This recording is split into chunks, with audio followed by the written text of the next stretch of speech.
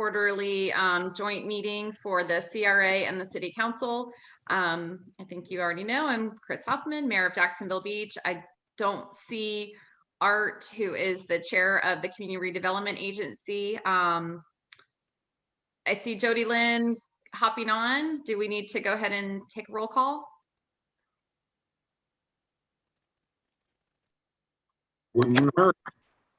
Jody? Can you hear me? I can hear you now. Okay, I can barely hear you guys. Sorry. Oh, can you hear me? Is my, okay. Y'all let me know if my mic goes out. We know I have that problem. Go ahead, Jody. Okay. Georgette Dumont. Sandy Golden. Here. Dan Jansen. Fernando Meza. I'm here. Fernando's here. Okay. Corey Nichols. Here. Chet Stokes. Present. Art Graham.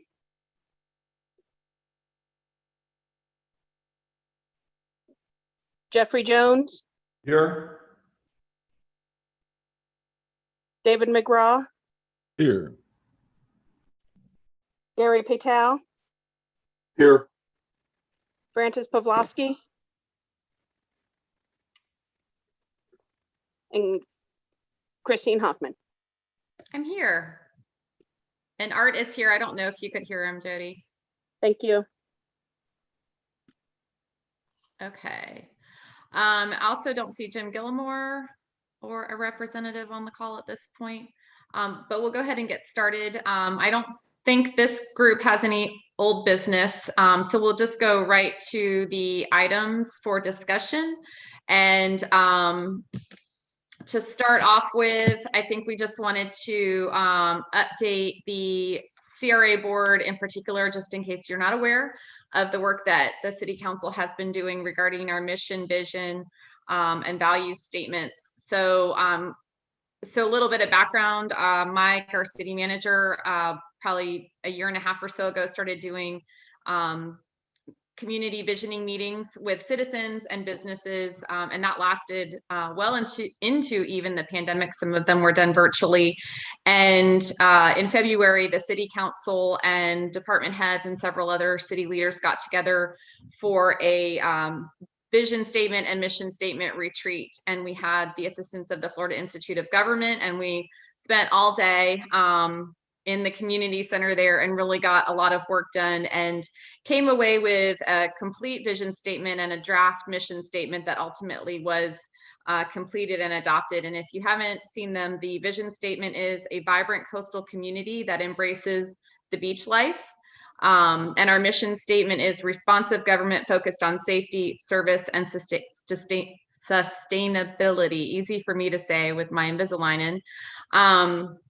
But for the vision statement, to kind of paraphrase some of what we talked about, the beach life to us kind of captured a lot of different things that we had talked about throughout the day, which in particular, just embracing being on the water, nature, water sports, surfing, paddleboarding, even the related sports like skateboarding, and just that idea of flip-flops being a completely acceptable footwear at the beach, and things like that. So that's why we went with that, the quotation marks in there with the beach life. It means something a little different to everyone, but it'll be a guiding phrase for us as we look forward to the future vision of our community. And then our mission statement, we felt like it was important to start off with, and actually the tweaking that was done by the department heads really put it into focus for us and helped us put it into focus, which was a responsive government. So we want to be responsive to the citizens, businesses, and everybody that is our constituency, focused on safety, service, and sustainability, which beyond just the nice alliteration there are three very important components to what we feel the mission of our city government organization is.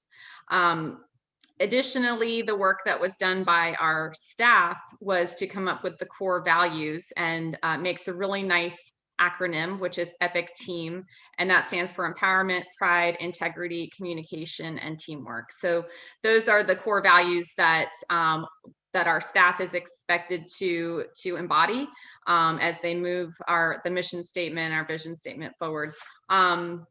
Last weekend, a couple weeks ago, anyway, it was a Friday this time, we had another full day event, and that was to come up to start goal planning. And that one of the things that we did with that was to put together our priorities as a council and to start putting together the goals and objectives that go along with that. And that's still kind of in formulation phase, but just to give you an idea, our top priorities were public safety, local economic development, and quality of life. And just among that, we have 2 goals under each one, and then the objectives that go under that. So you'll see this terminology and the mission and vision, as well as our values and goal statements coming through in everything that we do going forward, including our budgeting and the priorities that we are going to focus on as an organization. So we just want to make sure you had an opportunity to familiarize yourself with that. And I can open it up, I guess, for any questions or discussion at this point before we move on to the next item.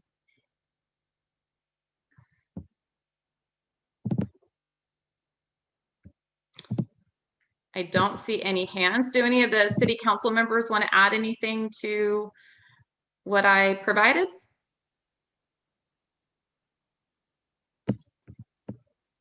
Gary? Just a quick request.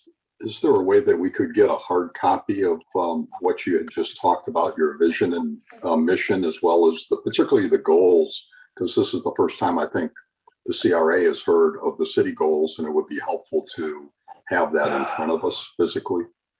So the goals are still very preliminary. We had our first meeting to start to put them together as a council, and the staff have not gotten together and reviewed them yet at this point. So those are still in formulation. So I would say it would be, we can certainly send them to you, but it's still pretty preliminary at this point, since those are not finalized. Anybody else? Great. So I think next on the agenda, we have overview of the CRA plan amendment process. And I think that is going over to Jim Gilmore. Thank you. Hello, everyone. We had a few technical difficulties there. Some of us signed on to the wrong link, but now we're all together. I want to talk about 2 documents. First off, let me talk about how to amend the plan.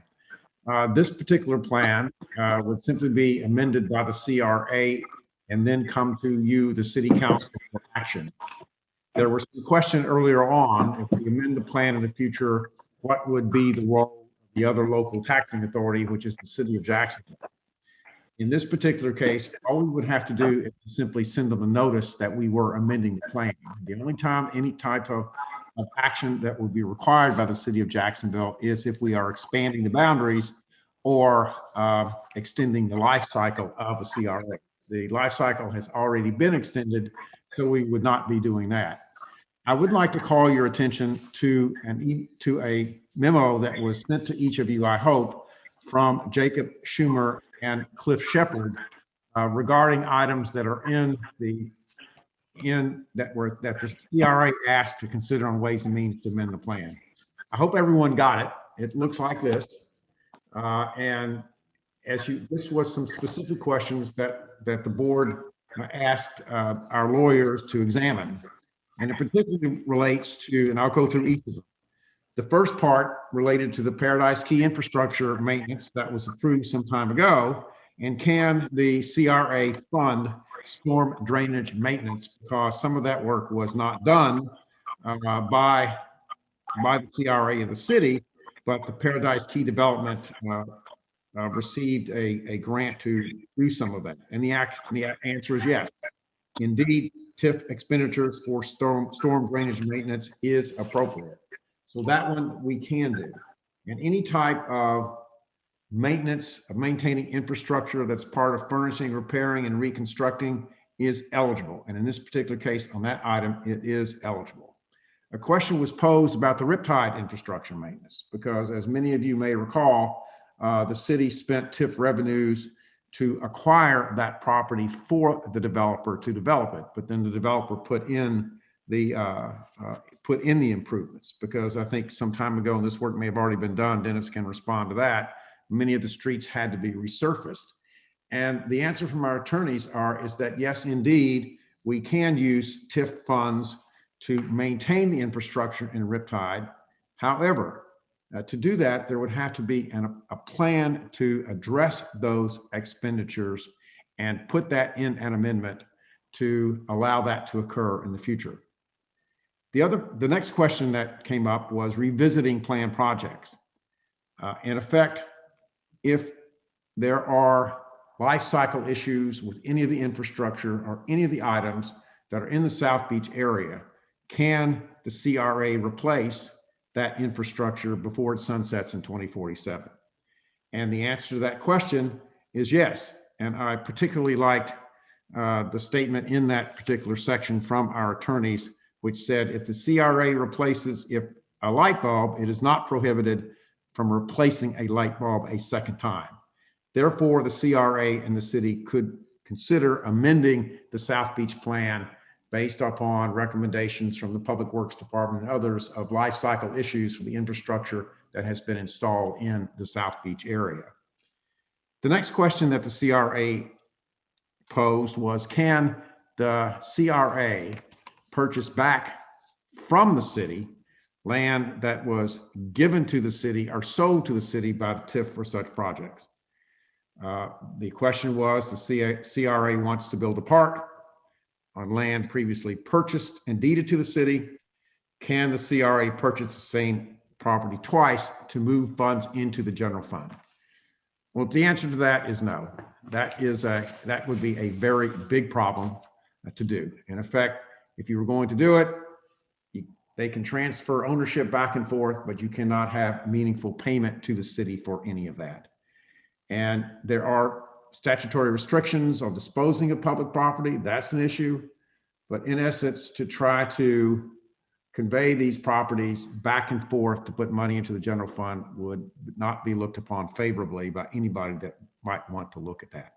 However, there's nothing wrong with the CRA building parks on publicly owned land. There's nothing wrong with transferring land back and forth to get it done. There's nothing to prohibit that.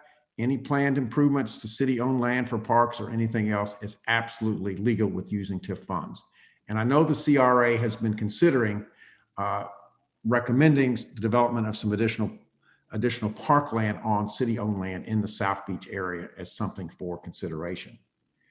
The Urban Trails Project. We know that that is a wonderful project that Jax Beach is planning on implementing throughout the city. And the question is, can the Urban Trails expansion that's going into the South Beach redevelopment area be an eligible project? And the answer to that is yes, it can be. It has to be dealt with discreetly and separately, but it would link and make it work. So it is certainly appropriate for the CRA and the city to consider an amendment to the plan to fund the Urban Trails project in the South Jax Beach area. The last section related to a water plant project. The water plant was in the redevelopment plan, but when that plan was amended back in 2011, it was in effect an engineering study that had very, very technical data on what had to be done and how it was to be done over time. But as has been appropriately explained by Dennis, times have changed, and what needs to be done to repair and maintain that water system, the way you do it's changed. And so the question is, because times have changed and technologies have changed, can in effect that new technique be used and paid for by TIF? Well, the answer to that, based upon our attorneys looking at it, is no, because that plan amendment was explicit as to what had to be done. So the plan would have to be amended. But there's another very, very important issue. When you're using tax increment funds, you've got, and it's already in a city capital improvement plan, which, by the way, the repair and maintenance of this water plant is in, the chlorine system replacement is in the city's capital improvement plan. It has to be out of your plan for it to go into the CRA's plan for a minimum of 3 years. So a decision would have to be made to take it out of your plan and delay maintenance for 3 years and let the TIF pay for it, or to continue on with the current program to correct the situation out there. Because the rule is TIF monies can be spent on anything, if you will, within a CRA, as long as it's in a plan that can be adopted. This memo from our attorneys says that there are lots of ways and means that a plan can be amended for all of your all's consideration to take care of maintenance issues and to take care of replacement issues in the South Beach area. However, if it's in your CIP now, which this water chlorine system is, it's got to be out for 3 years before it can be funded with TIF funds. And that's a very important point, that would be a recommendation from the Public Works Department and the city on how you would like to proceed on that. So we got really good answers from our attorneys on this as it relates to plan amendments. And if the CRA and you as city council decide you want to proceed with preparing some plan amendments in the South Beach area, and this also applies to downtown as well, because the overall rule is, as I say, you can put it in the plan and you can do it if you know what you want to do, and we can fund it, then that's a policy decision to make for us to move forward for South Beach and downtown. So I would say globally, the rule is we can amend the plan for projects that are not in there and plan the funding of them in the future. And this gives us some very clear answers, specifically in the South Beach redevelopment area, about how planned expenditures can be made. I would suggest, as has been discussed with the CRA at its last meetings, that much of the recommendations on how we proceed on that will be based upon the professional analysis of some of those issues by the City Public Works Department and the City Parks and Rec Department on how we proceed there. And after those decisions are made, it's a matter of fact of writing them up in an appropriate form as to what we want to do, when we want to do it, how much it's going to cost, and put that in a plan, so to speak. We would discuss that with the attorneys to make sure it's in the proper legal format, and then it would be submitted to the redevelopment agency and you as the Jacks Beach City Council for action. Thanks, Jim. It looks like we have one hand so far from Georgette. Yep, let me pull up the right. And I was thinking it's because he heard Sandy the last meeting, and Sandy gives him treats, but apparently he just thinks any strange voice is going to give him treats. My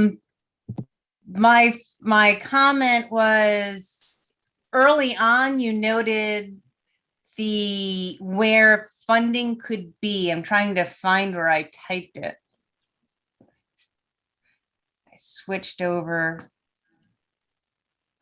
When funding is allowed. So it's if it's in the plan, or there was a second piece.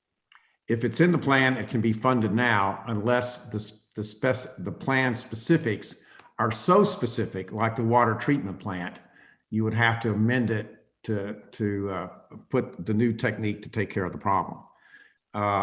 And the plan can be amended if you wish to put in the South Beach area, for example, the replacement after a useful life or before a useful life of some of the infrastructure that's already been constructed out there. And the plan can be amended to include maintenance items as specifically asked by the CRA in the Riptide development, for example, and in the Paradise Key example as well. And the maintenance and upkeep of items that were funded by the CRA in South Beach and downtown can be budgeted out into the future as well. Our problem in South Beach is that when the plan was amended back in 2011 and 2017 in a maintenance agreement, it's very, very, very specific. And that's why we have to go back and look at some of those specificities, if you will, and change them based on recommendations to the agency and to you from Public Works and Parks and Rec. All right, so we need I found my blurb. We need county permission if we are extending the life cycle of the plan, or if it's not explicitly stated in the plan as amended in either of the years. No, to we would only need permission from, well, you as the Jackson Beach City Council have to approve it all. We would not need any approval from the City of Jacksonville, the other taxing authority, into the districts unless you were going to extend the duration of the plan, which has already been done to 2047 in both areas, or you were going to expand the boundary. That's the only time that they would have to provide explicit approval. Beyond that, it's simply a notice to them that that's what we're doing in terms of. Oh, okay. So that's very different than how we've understood it in the past. Very, very different. That's correct. And by the way, So saying we that- only, I just need one final time. We only need permission from the county, meaning we have to reopen the plan with the county and they have money in the game. If extending the life cycle or the duration, the life cycle / duration or the boundary of the CRA, and that's either of them. Yes, that is correct. And that is the legal opinion from Cliff Shepard and Jacob Schumer at his firm. Great, thank you. Before we go to Ashley, I just want to comment, Heather and Mike, we see your backgrounds. We understand you're probably ready for a vacation at this point. So message received. Ashley? Hi, thank you. I just wanted to chime in and make a small clarification on the legal opinion about revisiting plan projects. While the maintenance agreement gives us the latitude to do a good amount of work, they cautioned against relying against the maintenance agreement to do complete overhauls of any system. If we wanted to completely rebuild a system, they would advise another plan amendment. I agree with that. That's what I thought I meant. I meant to say, yes, there would have to be a plan amendment to do that. You can do it, but you got to amend the plan.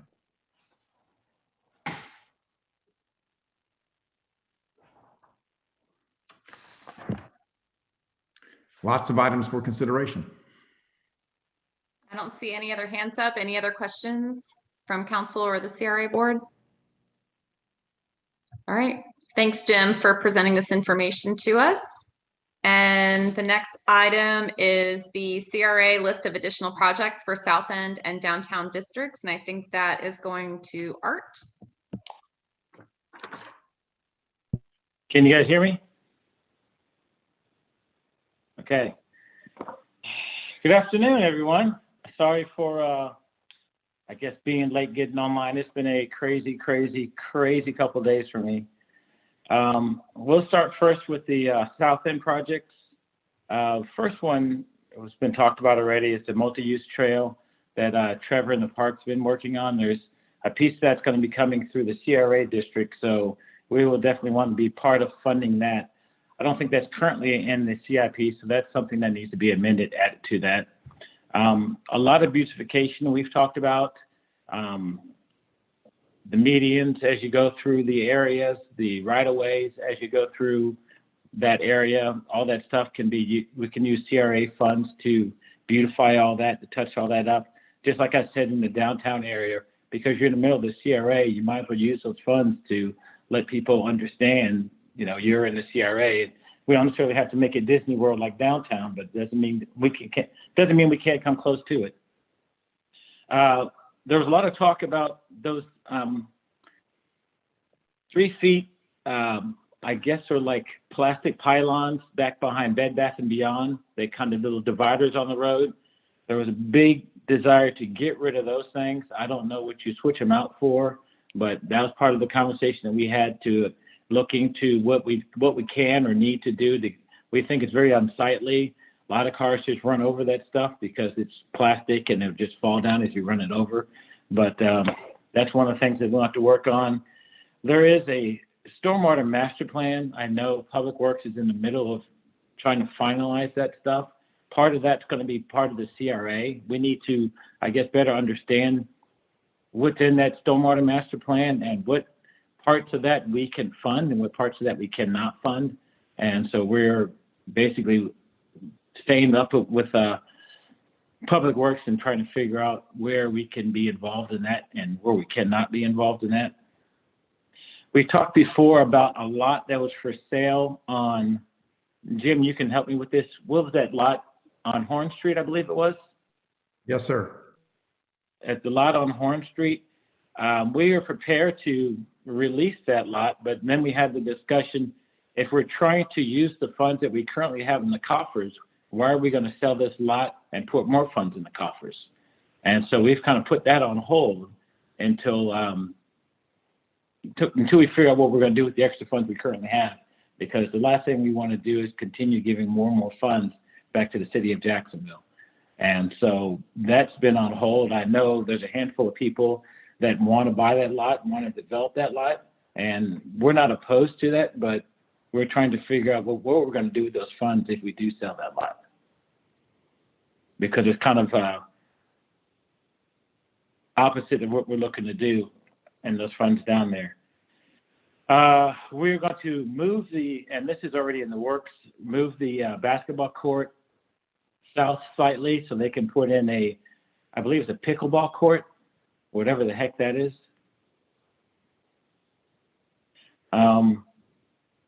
There's a handful of property that the city owns that is on the northwest corner of Jacksonville Drive and South Beach Parkway. It's just a little strip, and the city purchased that so there weren't going to be any houses that the driveways would come right directly on South Beach Parkway. And we looked at that property, maybe trying to develop it to some sort of passive park, because right now it's just sitting there and it's just woods.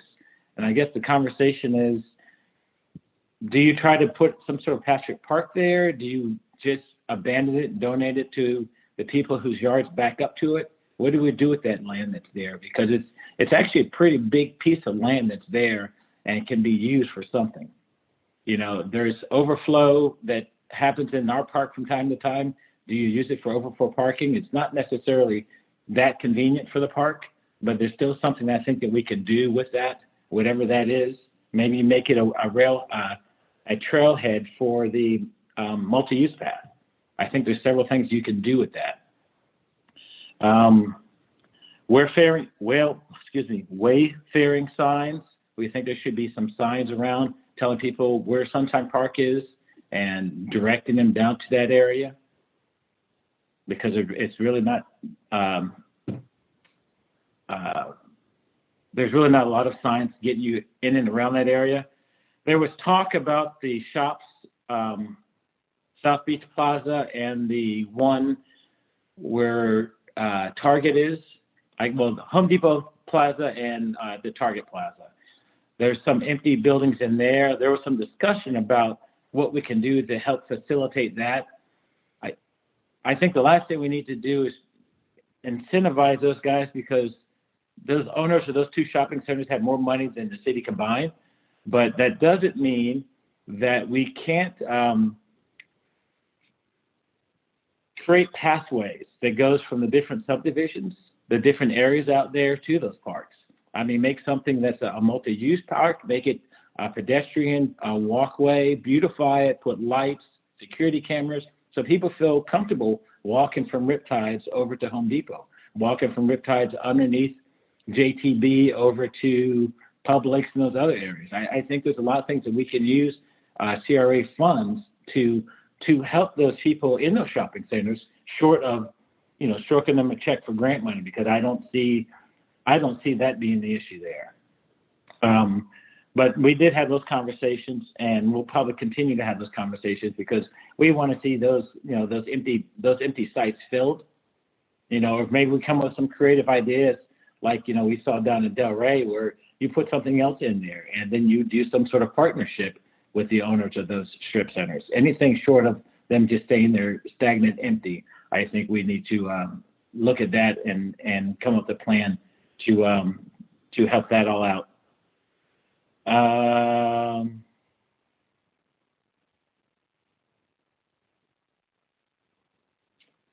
We talked about putting in sidewalks.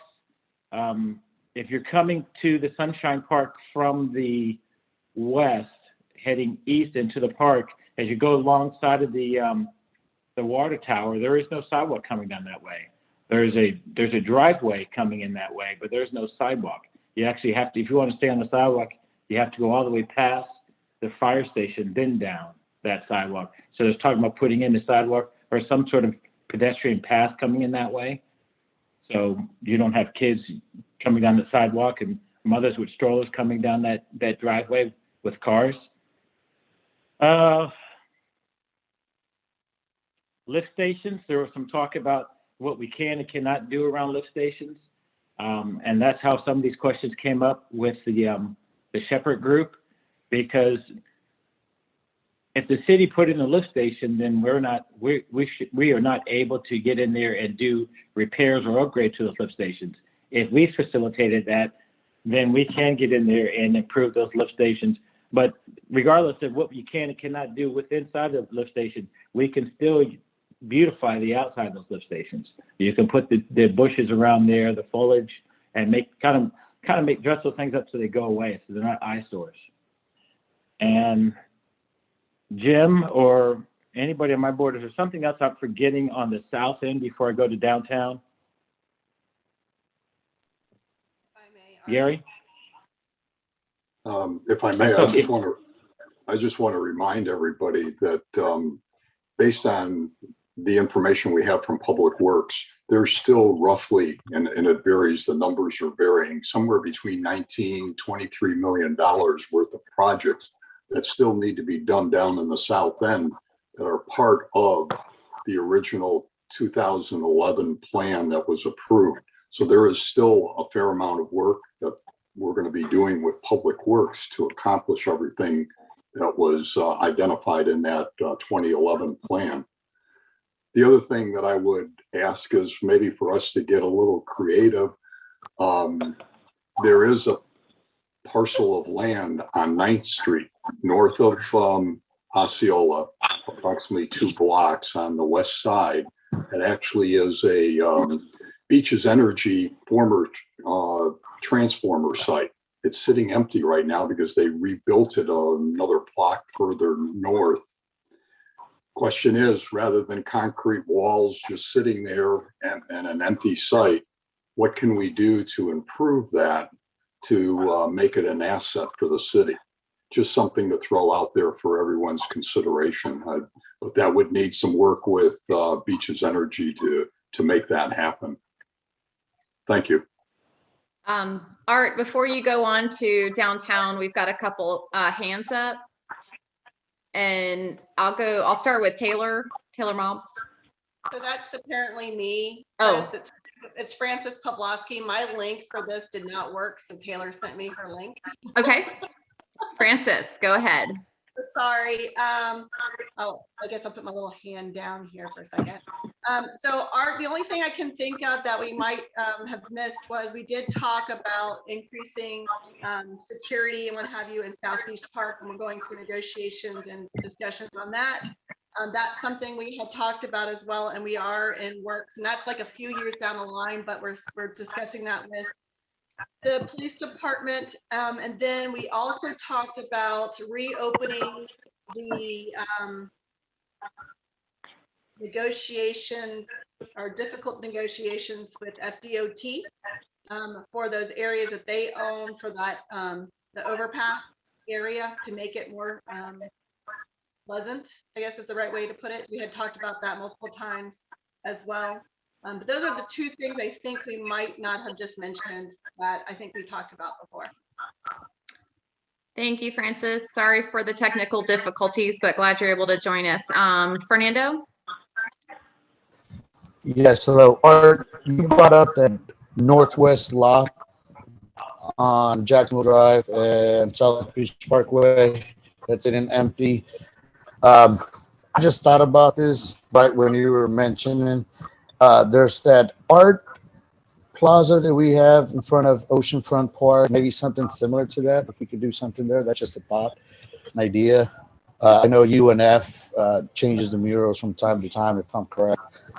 And I know you were asking, you had ideas, so I just thought about that. Maybe a couple of murals, find local artists that can do something, and add a couple benches, people to sit down on, and a water fountain or something. That's just something I just came up with right now. While we're on that, just to confirm, that piece of property that's on South Beach Parkway is City of Jacksonville Beach property, correct? Yes. Okay, so that's not real, well, okay, we can go back to that at some point. And then a question for maybe Ashley or Jim. If the property on Horn is sold, is it accounted for the same way as TIF revenue? Would it be counted in a gift back scenario, or would that be accounted for separately? I can speak to that. Before our city attorney departed, we were working with an attorney, a land development attorney, to help us understand that question. And the city could enter into an interlocal agreement with the CRA to define how the proceeds would be delivered to the general fund. Okay, so it could benefit the general fund versus the CRA fund. Yes, I think that where we had left off is the CRA would be made whole for its initial investment in the property. And then the city would be made whole for the maintenance it's contributed since the property was purchased. And then the proceeds, an interlocal agreement can define how those proceeds are distributed. Thank you, Ashley. Georgette? Thank you. I have two different questions. The first one is on the Jacksonville Drive South Beach Parkway property. I thought it was the city that purchased the southwest lot when Ocean Key, the new development that we did as a PUD. When that one was being developed and we had to purchase the house from the individual who wouldn't sell it to the developer. And the other one on the northwest was CRA. Backwards. Reverse. CRA purchased the house from the person who didn't want to sell it to the developer. The CRA owns the lot on the southwest corner. The city of Jacksonville owns the lot on the northwest corner.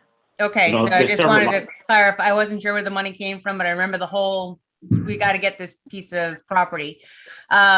With regard to South Beach Park, two parts. I've actually been leaving the house again for, meandering around on roads and putting miles on the car again. It's nice to know that it still drives after a year of sitting in the driveway.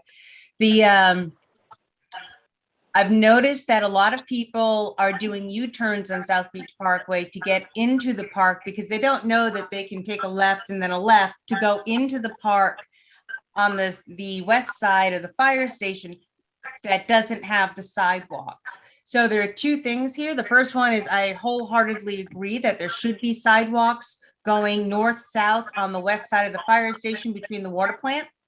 Because a lot of people enter it that way and there's no way for them to get into the park safely. Also, if you are walking down the sidewalk on South Beach Parkway and you're walking into the park via the main entrance, there are no sidewalks there either. And that's one of the problems with the city is we just have sidewalks that end and don't get you to where you want to go. So I would suggest thinking about putting sidewalks in at that area. And what the traffic implications would be if you were to allow, we broke into the median and made a left-hand turn and crosswalks where the main entrance is for South Beach Park, on South Beach Parkway, to help alleviate some of the U-turns and confusion that happens when we get to the Osceola intersection. Francis? Francis, you have your hand up. Oh. Yeah. Do you want me? I just wanted to revisit that lot that is owned by the city on one side and the lot that's owned by the CRA. I know that we can't go into specifics, but I just want to kind of emphasize that the reason I got on our list to address with you all is since we have never owned it, what have you, it would be something we could possibly purchase and then coordinate usage with a lot that we own, or vice versa. We were just trying to find ways to do some shuffling there and also improve the area.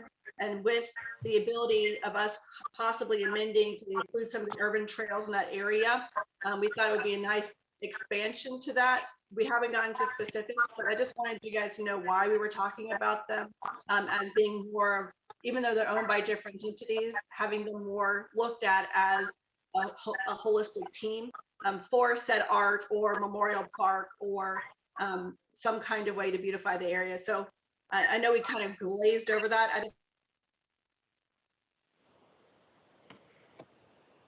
why we were considering it as part of was can we purchase and how does that go? So thank you.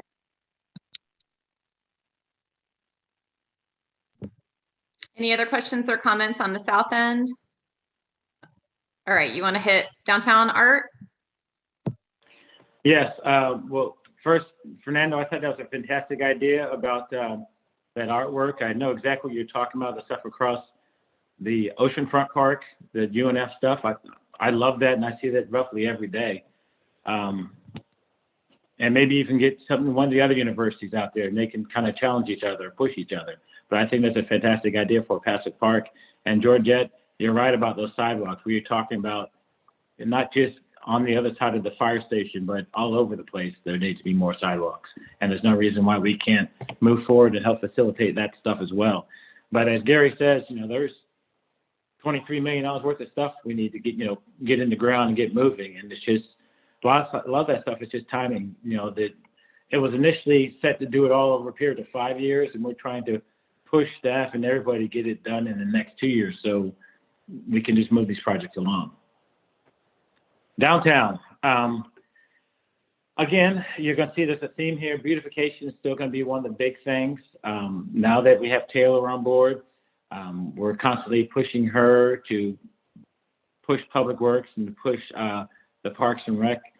There's, as you guys know, there was always this going on. If it's Public Works property or if it's Parks and Rec property, and I think they've got a handle on that.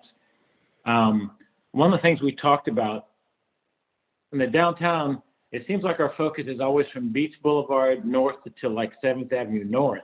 But one of the things that's just been, and I can't say ignored, but everything that's south of Beach Boulevard, you have a lot of great little shops, antique shops, that sort of stuff that are down just south of Beach Boulevard that we haven't talked about and we haven't addressed. You also have that oceanfront park that's also in the CRA.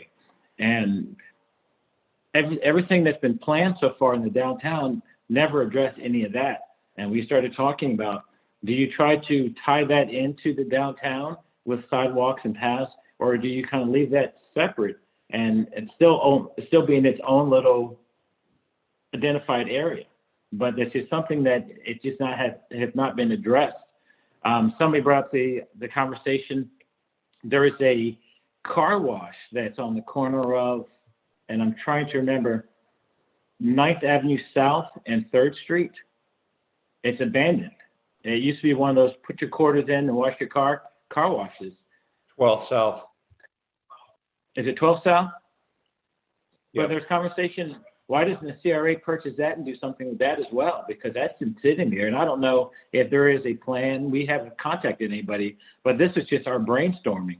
And we saw that empty piece of property that was there. And if you want to point at something that's blight, that's definitely blight. And there's no reason why we can't do something to help do something with that piece of property. My understanding is again, it's been sold and it's being redeveloped. It's been sold. Okay. So Corey, do you know what's going on there? Yeah, the original owner sold it, and the people that bought it are working on a plan to develop it into something, but that shell won't be there very long. The shell of the car wash, they've got plans for it. Thank God for that.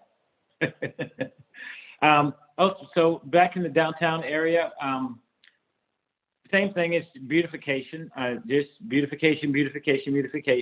We've heard before about just simple things like the mulch. One area it's got black mulch, another area's got red mulch. Unifying that, as city manager said before about bollards. There's 3 different types of bollards. We're having a conversation about that. Let's unify those things. Rather than just having a bunch of multicolored, bashed up looking things. We're going to fix that. We're going to be on top of that. The mayor's favorite subject is bike racks. We are on bike racks. We have we have some generic ones that are going in that I'm sure the mayor would not like. But, and I don't know if you guys have seen this or if you can see this. Can you see that? Public Works came up with the idea of putting that on the areas of bike racks. If we have like 7 bike racks, kind of capping off the bookends front and back, so at least it adds a little something to it. And I think it would look kind of cool because those middle areas are going to be hollow. When the sun shines through it, it's actually going to put some sort of a effect on the sidewalks and the road, which I think is going to be pretty cool. That's just going to be, there's going to be several areas going to be like that. We're going to have, I believe it's 6, it may be 8. I believe it's 6 areas that we'll call our artistic bike racks. And we have a workshop coming up in June to try to decide what we're going to do in each one of those 6 different areas. We pulled those out of the art master plan because it's going to be slow coming, the art master plan, and there's no reason why we can't put in some artistic bike racks prior to that. We still have the ability to add more artistic bike racks, but right now we're just trying to move forward with the project as a whole. So there's probably, and I'm just off the top of my head, I think there's going to be about 7 or 8 generic bike racks. We're going to have 6 artistic bike racks, and we can decide where we want to go from there. On First Street, from Beach Boulevard to the north side of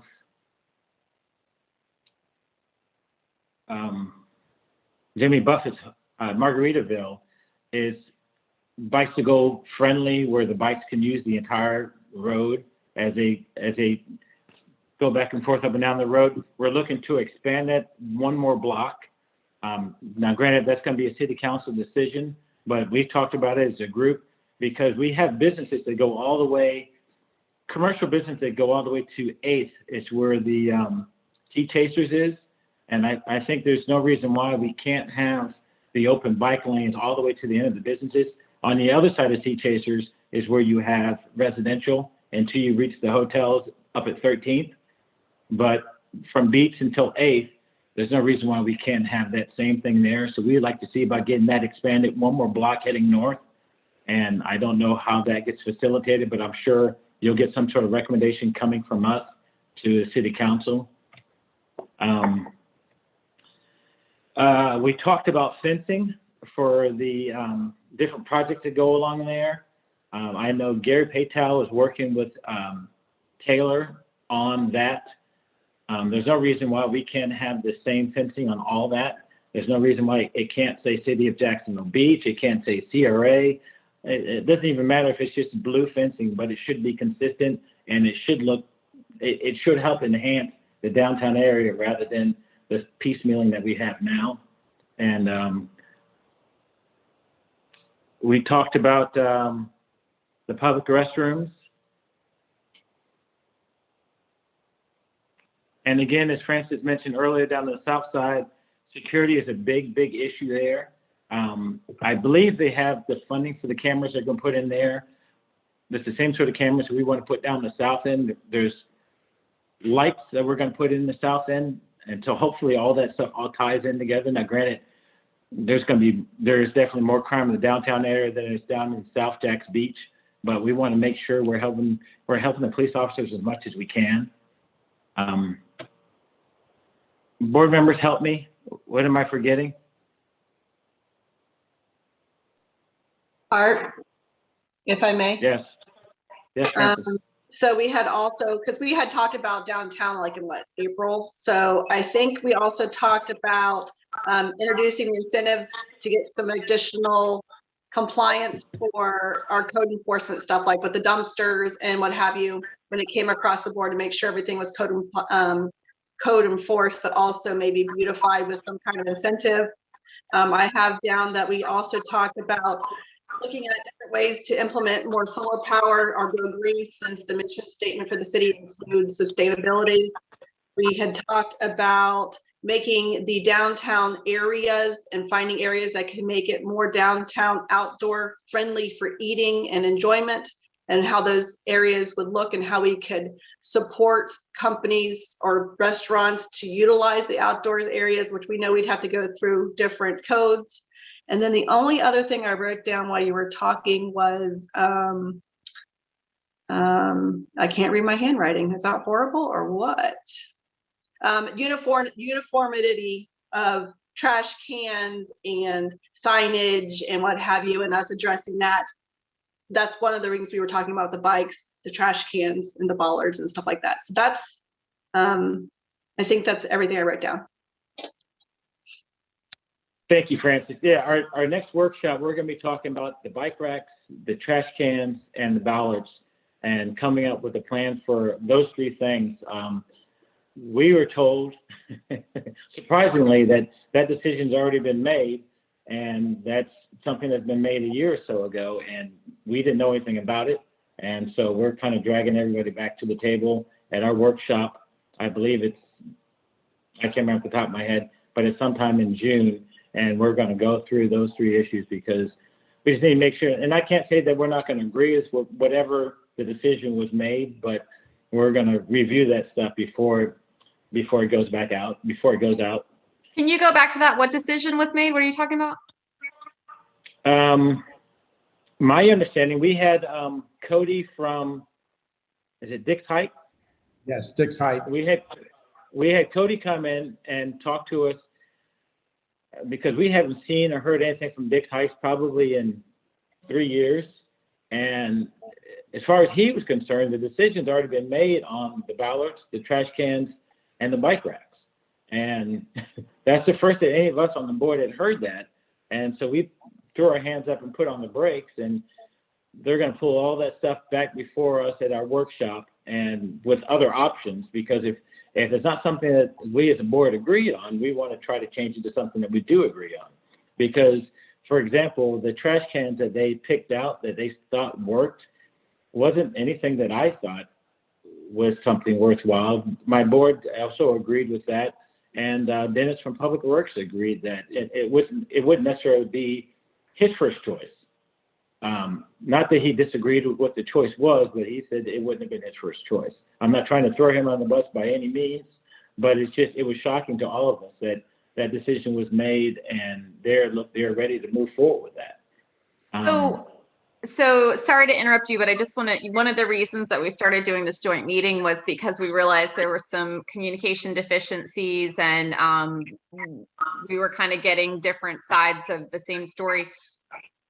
Who made that decision? And I'm not necessarily judging the decision, but who made that decision? Is this something the city council did? I do not remember taking this vote or talking about trash cans. We do not know, and we really didn't want to go digging into that because I don't know if it was somebody from Public Works that made the decision. I don't know if it was not somebody from Dick's Heights, so it was somebody within the city that made the decision. I don't think it went before city council for a decision, so it may have just been somebody said, okay, let's use that trash can and those bike racks and let's move forward. Mayor Hoffman, no, it wasn't the city council. I think it was an administrative decision, but even then it wouldn't be the city council that would vote on it. It would be the CRA. We'd vote on the funding, but it would have been the CRA who should have voted on it. But I remember all of these meetings, and I believe it was an administrative decision, somewhat like the logo was an administrative decision that never had a formal vote. And what concerns me about that, and I've brought that up a few times, Jeff, I'll get to you right after this, is that I don't necessarily need every little trash can voted on and approved by the CRA, but when we were given the Dick's Height plans, it was conceptual. And it was big picture, and it was pretty drawings, and the idea was once we all got on board with the concept that it would start to drill down, and then that the CRA would have the opportunity to really dig in and hash out those items. So I don't know where that piece was skipped. I'm glad you guys hit the brakes on it and took it back over in terms of managing the details. To an extent, I think there's a balance here as well, where a citizen board needs to work with the staff and with the consultant experts that we've brought in to make sure that we're doing this, with some bit of expediency, quality, but also making sure that the character that you guys are looking to have in the downtown is achieved through that. Go ahead, Jeff. Okay, so one of my frustrations over the last few years is I've got a stack of papers of the updates we get on downtown projects every 6 months, and the 3 Dix Heights things, the vision or the lighting plan, the wayfaring, and the art master plan, and the what do you call it, the seating or bike rack plan, was always, well, we're going to start it this year or next year, but we're waiting on Dix Height. Well, the feedback we got from Dix Height was, hey, we've had everything in since 2017, and we've been getting a little pieces back from the city on moving things forward, but we've been ready to go for years, and it's in the Jack's Beach hands. And we've been told on the CRA, we're waiting on Dix Heights. There's nothing to act on yet. And so it's pushed off year by year by year. And then now we're getting to 2021, and we've got some new staff in there.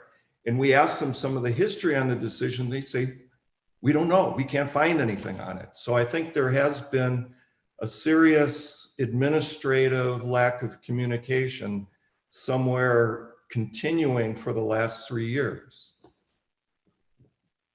I think there's no doubt about that. I think the best that we can do as our 2 organizations right now is to pick things up and move them forward. And now we have a specific point person that's dedicated to the CRA versus public works, planning, the consultant, you know, the various different entities that we're not ever necessarily in the same room together to answer these questions. So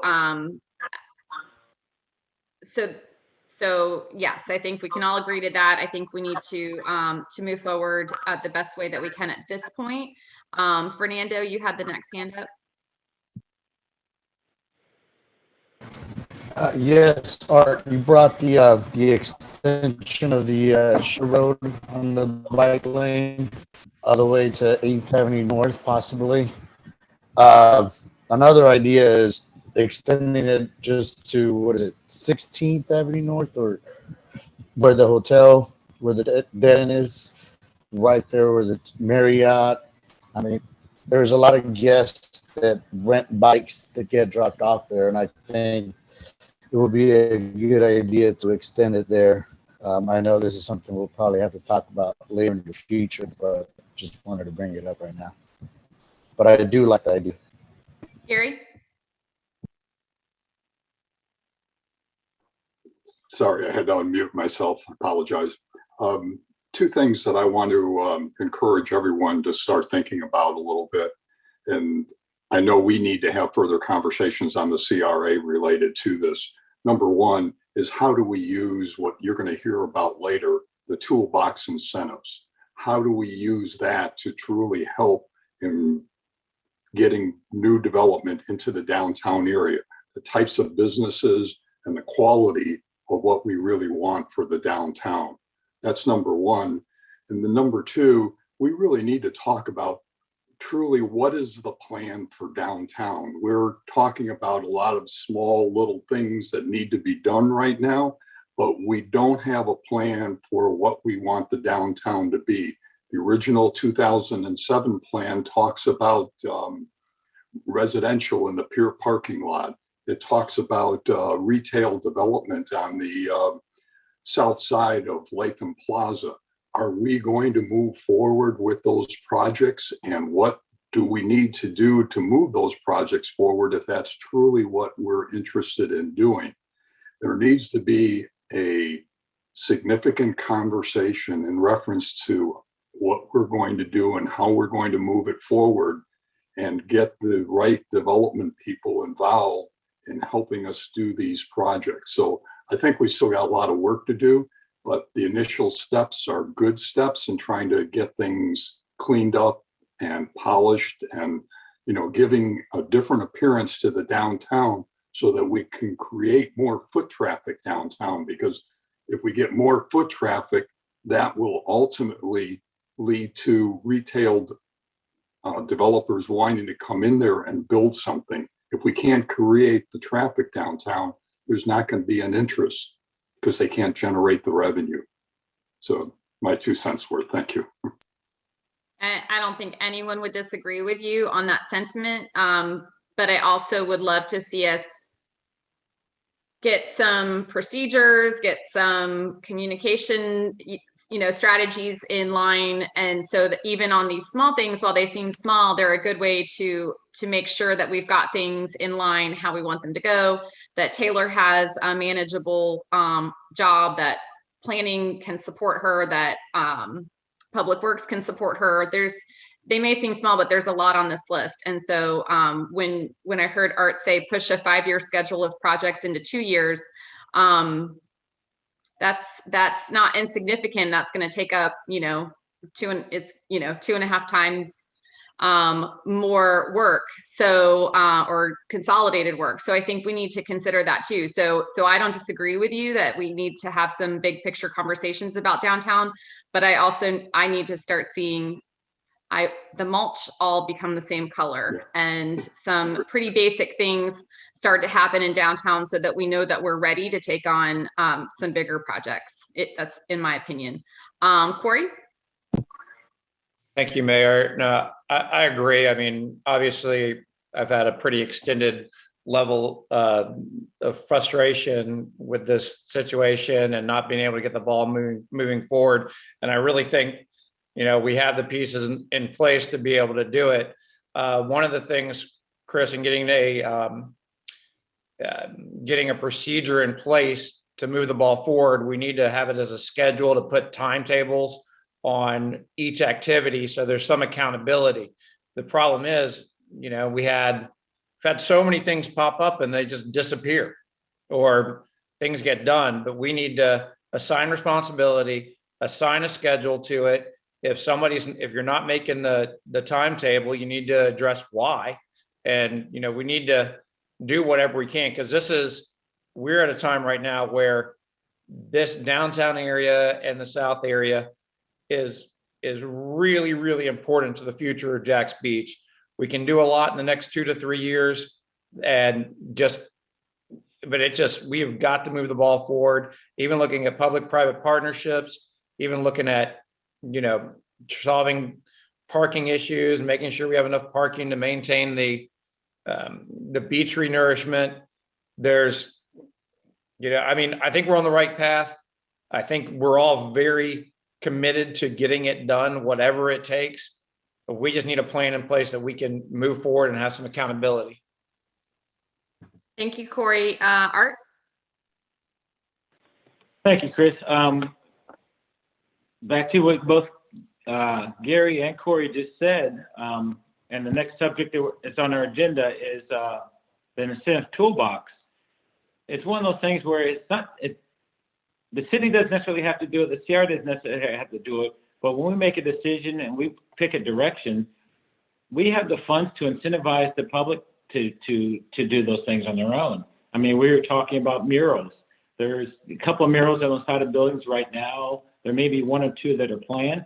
And we can kind of help, incentivize that. And just, for example, you give somebody a $5,000 grant if they agree to do a mural that deals with ocean life or something along that line. If that's a theme that we're looking for, and we can put a bike rack out in front of them that has the same theme.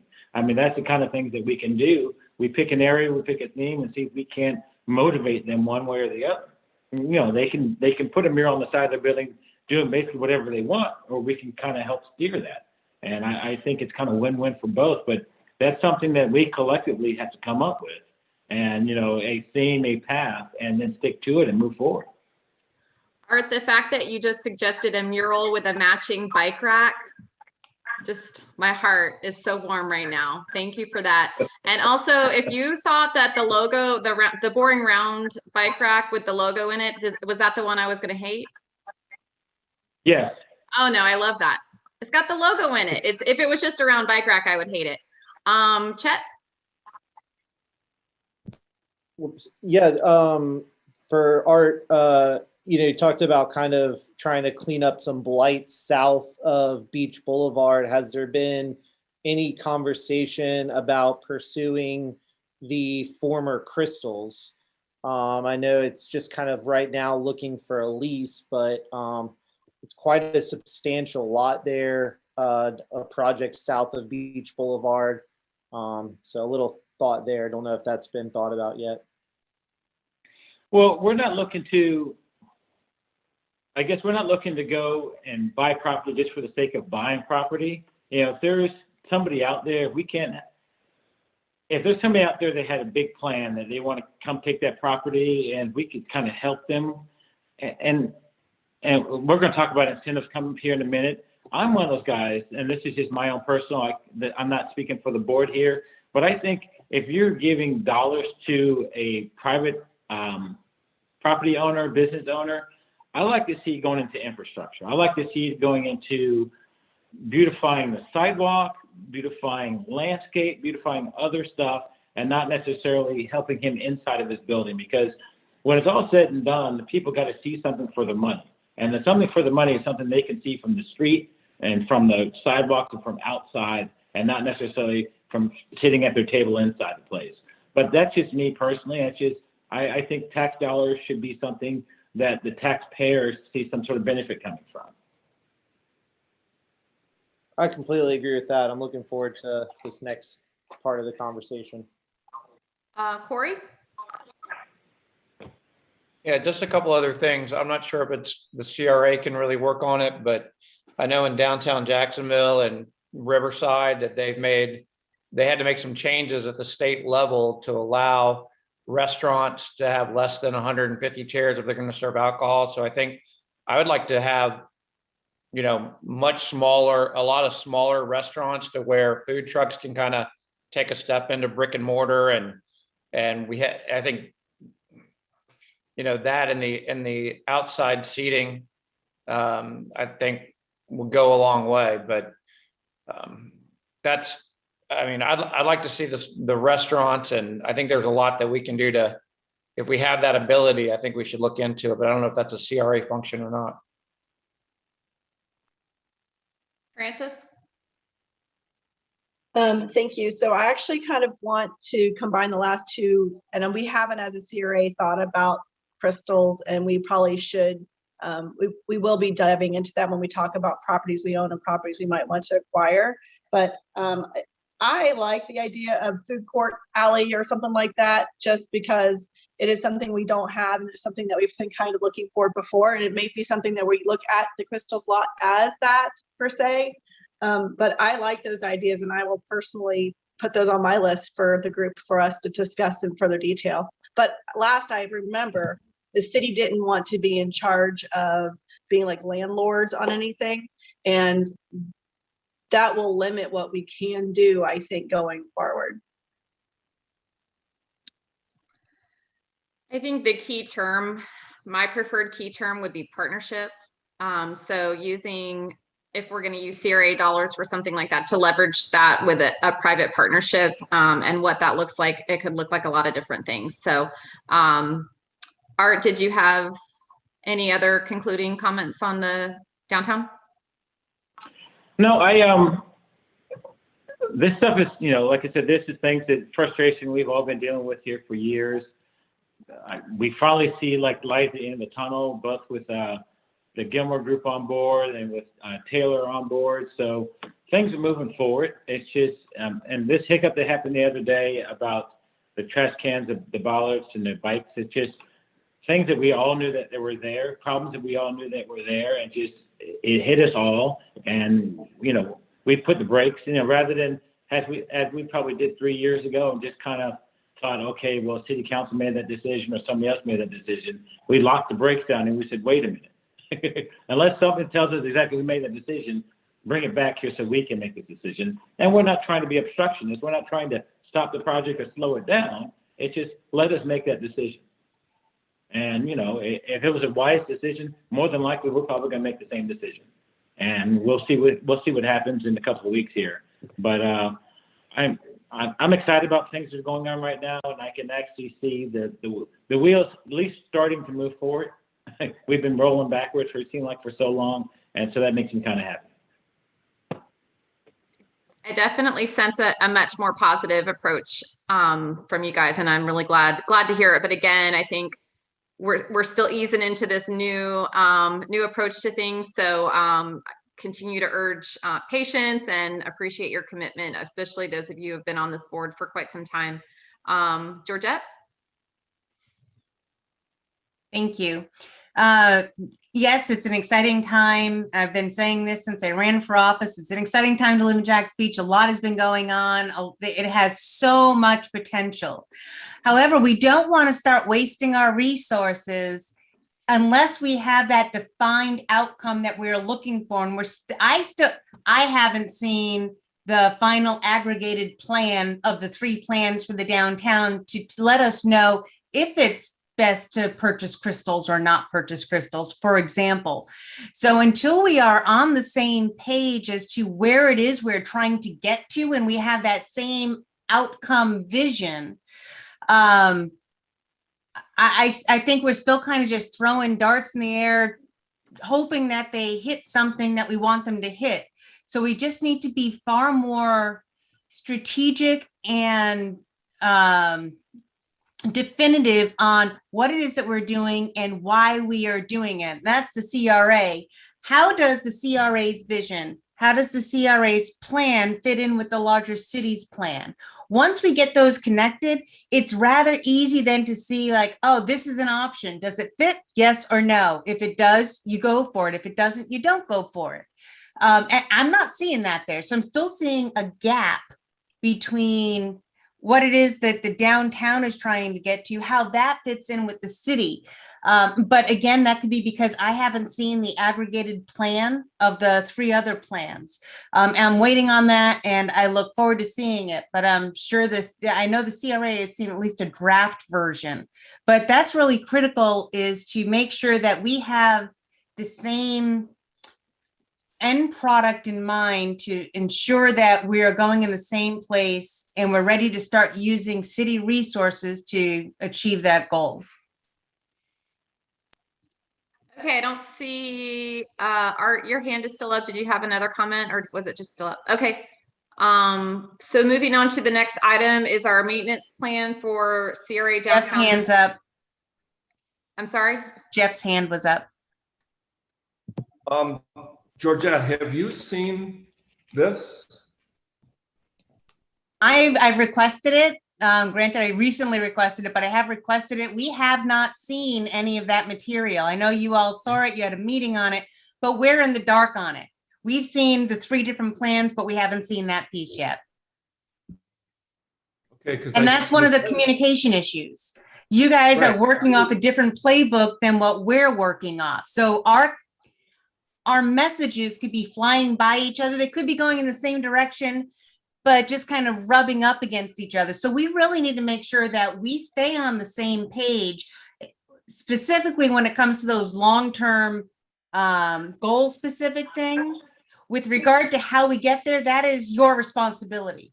What do the bike racks look like? All of that, but I would think we haven't seen anything yet. Important that, just as Gary mentioned, that we would like to see, the city vision plan or whatever that you're working on as you're working on it. I would think it would be a good idea that the council have all of these books in their preliminary stage, just so you have some idea of what we are addressing. So. Yeah, because we want to make sure that we're moving at the very least in tandem. We don't want to get to the end of both of our plans and they clash, because then we have a problem. So we want to be working in tandem on the development of these plans so that they mesh in the outcome. And right now we are not doing that. So we have to work on, we are far beyond where we were, trust me, but we're still not working in tandem, and we just need to get to that point. Agreed.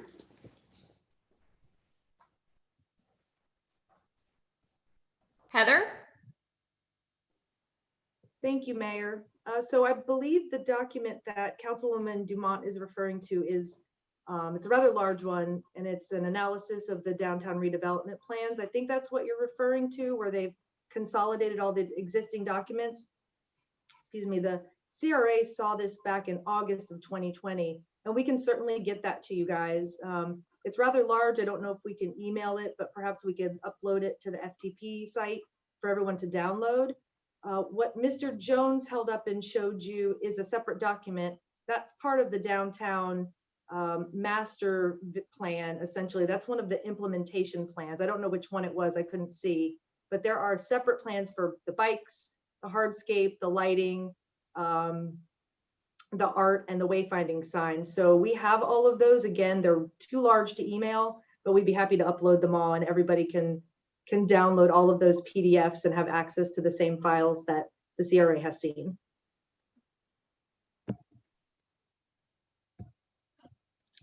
Thanks, Heather. Sandy. Just a real quick question. Has the CRA decided on a consolidated plan? If not, does CRA have a timeline or an idea as to when you would have that consolidated plan?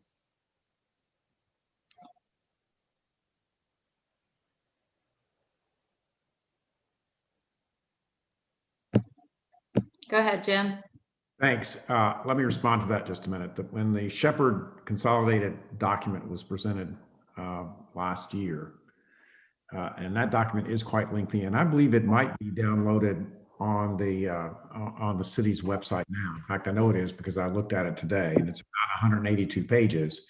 But what Mr. Shepherd did through very thoughtful analysis is he took everything that had been done from the beginning of the downtown redevelopment area and looked at all the amendments, and then he took them all and he consolidated them and presented to the CRA what is in place now, what is the plan now, and that's what that reflects and shows.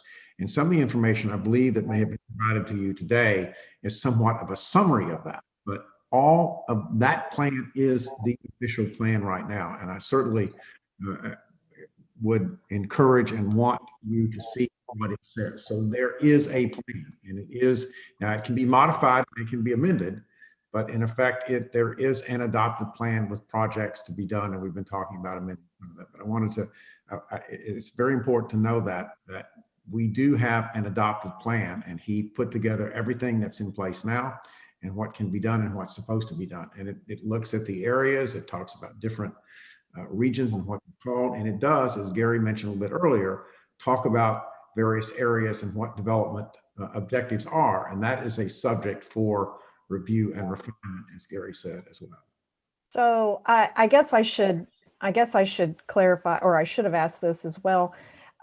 I thought that there was some discussion that was going to be had with the CRA as to whether that consolidated version was what the CRA wanted to move forward with, or if the CRA maybe wanted to do a completely new plan or something like that. Is that what I understand? And has that been discussed, and where does everything stand on that?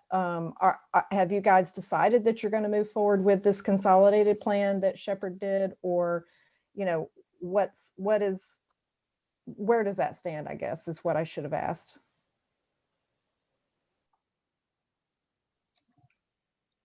Nobody seems to be jumping to answer except Jeff. Take it away, Jeff. I guess, and I know I will get a couple of board members possibly will disagree with me, but I believe we have a plan and that we can work under that plan. And I just like to see what we've got implemented instead of being on this, continuing cycle of, well, it'll be done in the next couple of years, or we'll start that in the next couple of years. I think we've got enough right now to get downtown Jack's Beach looking pretty nice if we just get going on it.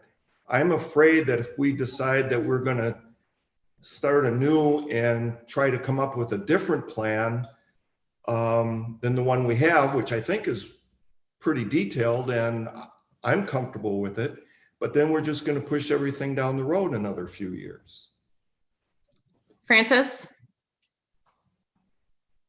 So I will answer in broad strokes for this as well.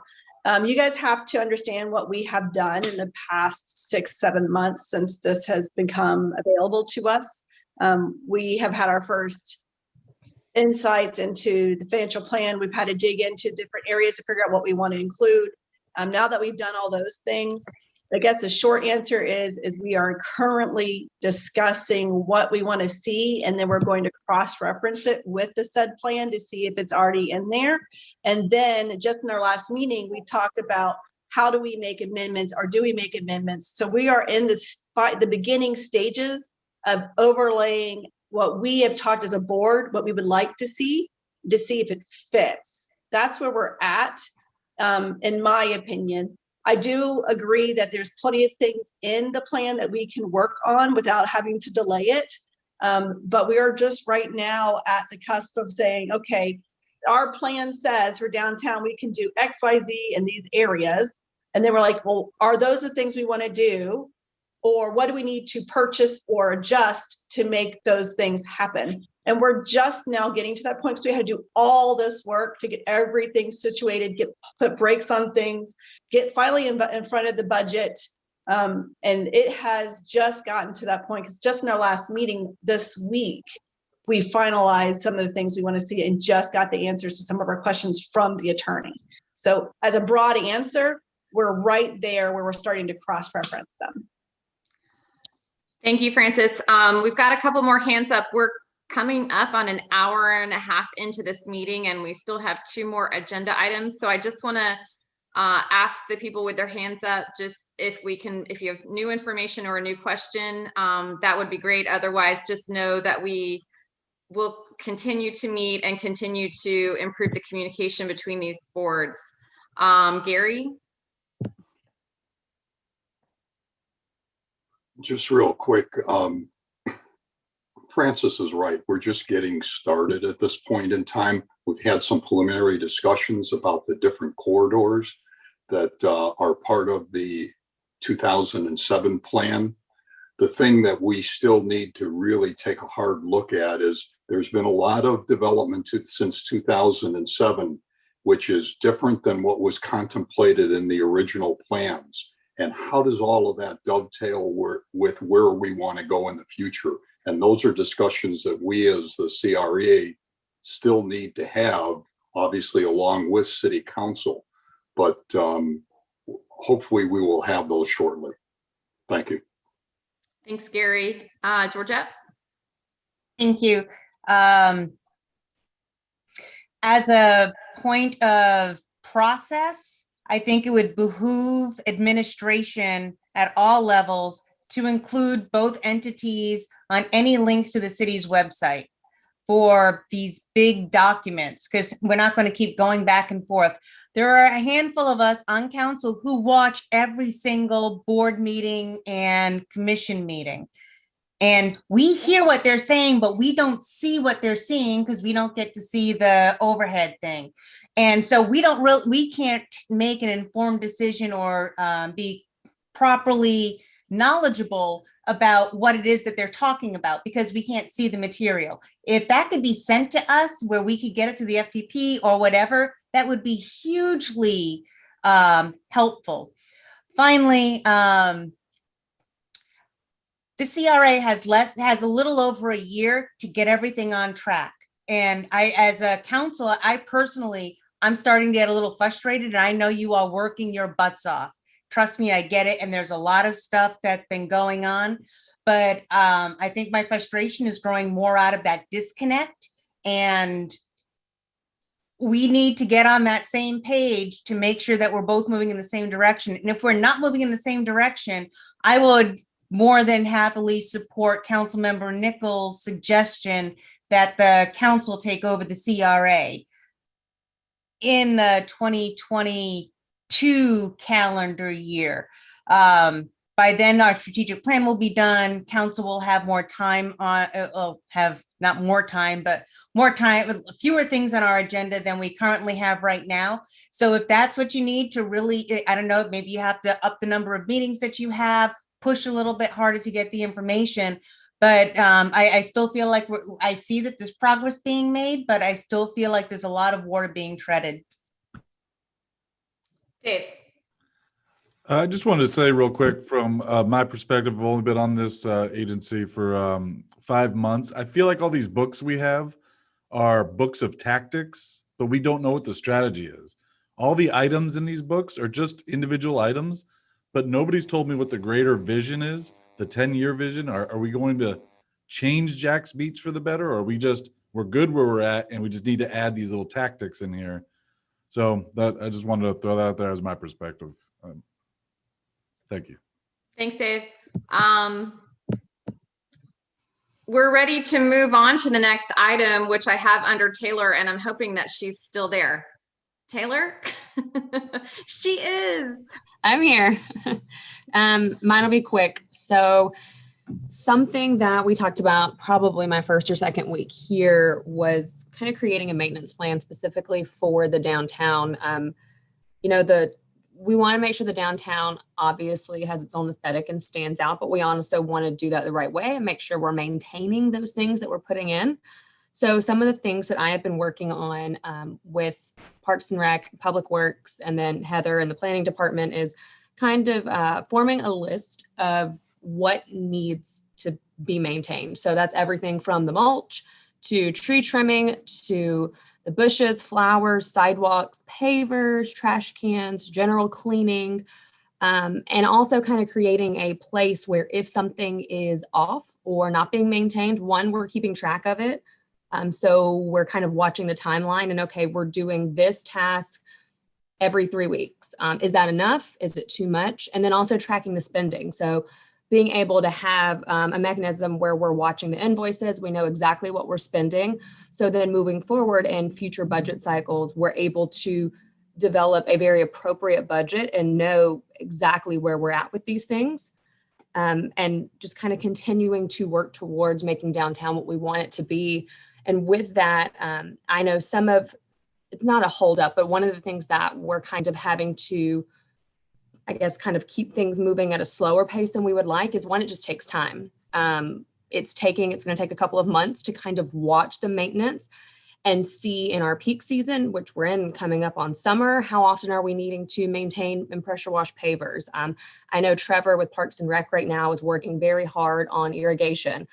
So there may be some areas that aren't planted as nice or pretty as we'd like them to be, but that's because it doesn't have the proper irrigation. So rather than planting things now just to stick something in the ground, we want to make sure we're also doing it the right way the first time. So, I mean, really just kind of giving you guys a status update on that and the direction that we're trying to take that. Thanks, Taylor. Fernando? Thank you, Mayor. Taylor, I think what you just said is great to have a maintenance list. I spend most of my time here at the downtown district, and I see a lot of things, and I know everyone is busy, but I really do appreciate that. And if you could email us the stuff you have that you have to fix or you have to maintain, just to keep us updated, and if there's anything missing, and if I see it, I'll let you know. But I think this is pretty neat, keeping downtown beautiful and beautifying it, especially right now that it's busy. And we want visitors to, when they visit downtown Jacksonville Beach, whether it's people from Jacksonville or the surrounding areas, that they come to a beautiful city, beautiful downtown. So I appreciate it. Thank you. Thank you. I don't necessarily need that list emailed, but it would be good. Fernando's position as a downtown operator, ultimately, if there's a mechanism for the downtown businesses to communicate issues where they can check back in on follow up in the status and things like that would be great. And I think we already have a nice monthly meeting where we can roll out such a program. Yes. Francis? Thank you. So I just want to also let you guys know, we just in our last meeting on Monday mentioned that we've had this list of Disney World fixes and maintenance for over 2 years now with the city, which is one of the reasons we have Taylor now, is we're hoping that she can get a hold of it because it's so many different departments. So as far as that's concerned, know that we are on that. I also want to address Georgette's comment because I think it's important, especially with this specifically.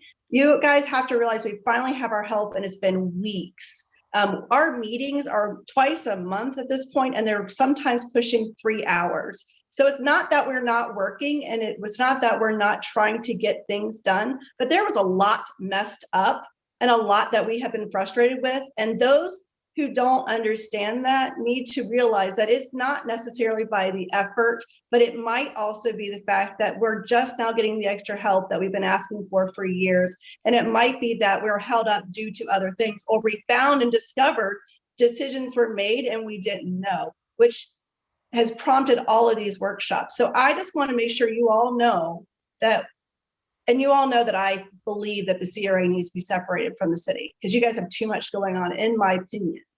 But I just need you guys to know that that 1 year, as much as we are pushing, I would like to hope that you guys could realize that our meetings are literally 6 hours a month at this point.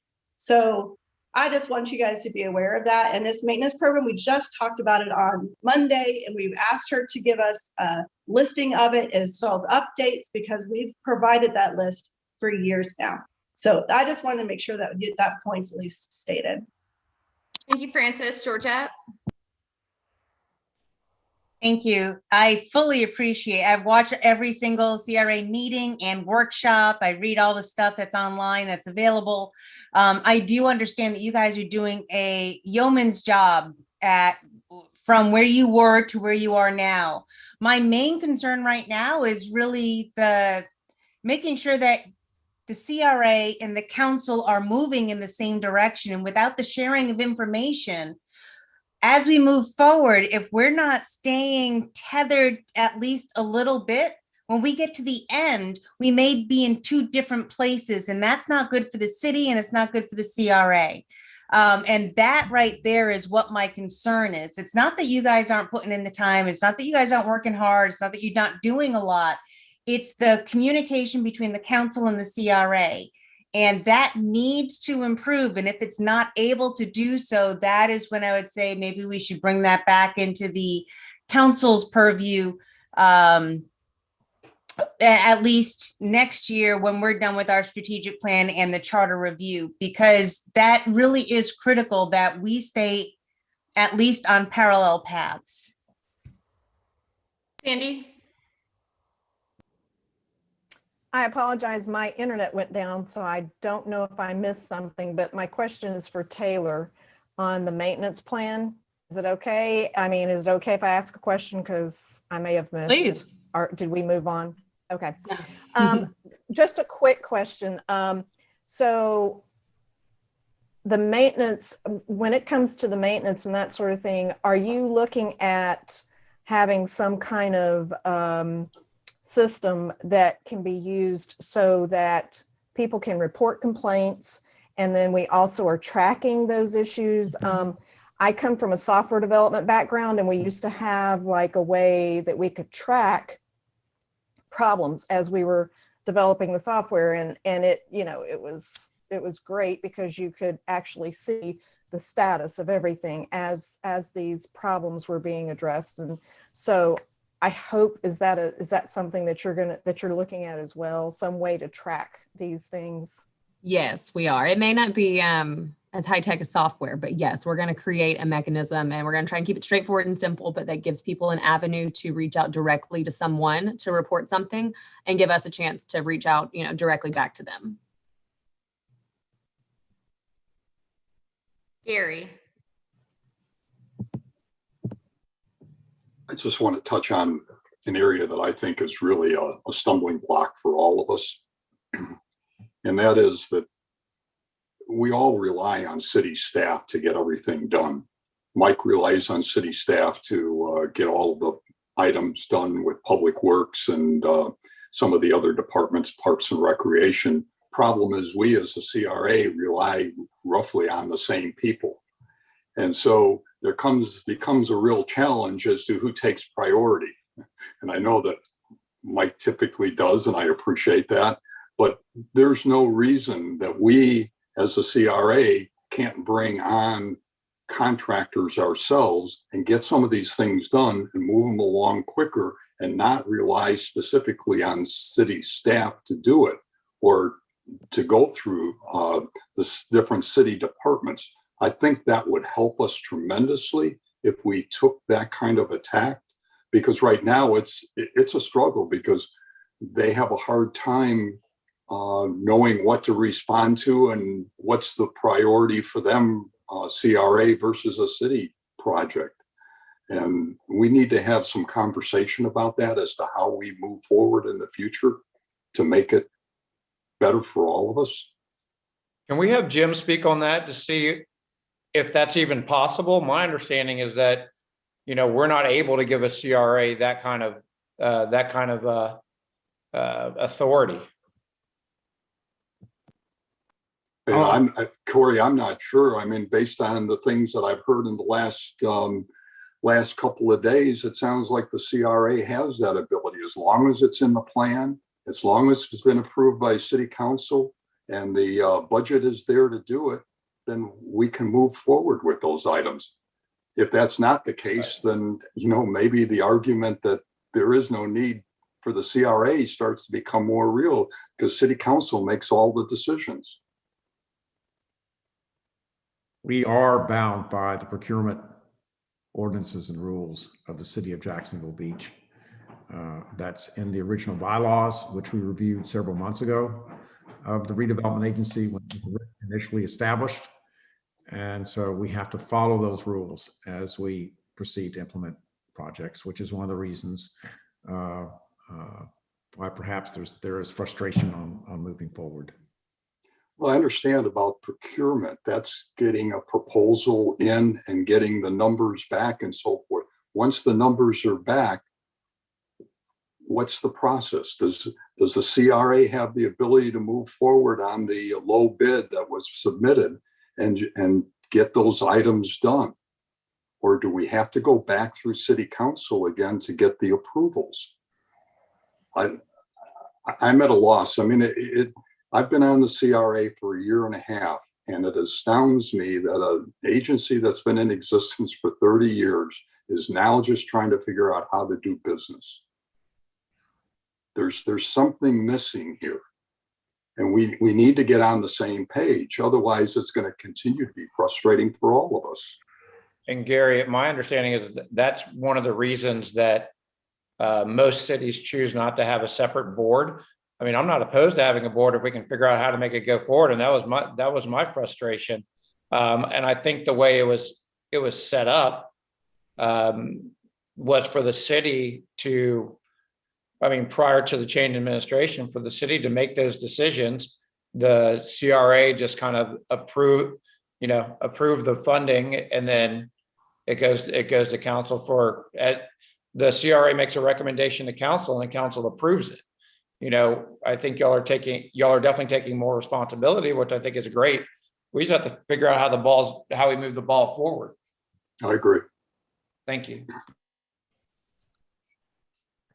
Just as a reminder, the agenda item is maintenance plan for CRA downtown. So of the hands that are up right now, if that's not what you're talking about, I'm going to call on the hands that are up for some final comments so that we can go ahead and move on to the next agenda items. We've been talking about this particular item as long as I've been on council. So I know that we're going to have plenty more opportunity to do that. All the hands went down. That was coincidental. So this is an ongoing issue. We hear you, staff hears you. Jeff's hand went up. Yeah, I just wanted. Oh, his actual hand. Okay, Yeah, Jeff, go ahead. I'm sorry, I can't find the button to do the hand up. I'm just looking at one spot for hands. I'm not looking at the actual human. So go ahead, Jeff. No, just sort of a implementation thought on Gary's comment, which I think is right on point on some of the difficulties we faced. When we were doing the budget review for this big project on the south end, we are actually paying 80% of what they called a part-time temporary construction engineer, but basically he's full-time on the project. because of the scope of the project, and the city didn't have the capability or felt it didn't have the capability within its existing staff, so they brought on another person to help with that specific project. Well, in the same concept, with the downtown maintenance, for example, or however you want to broaden or narrow it, we could have a city employee whose 90% of the salary is allocated to the CRA, and that is our person to talk to about maintenance, or to handle the maintenance. So I'm just thinking that might be a way to implement it within the existing city processes. And I think the first thing to do with that is to create a process to identify those maintenance needs, which is what we're doing right now and what Taylor just presented on. So I think you've got to have first things first. Art? You're muted. No, we cannot hear you.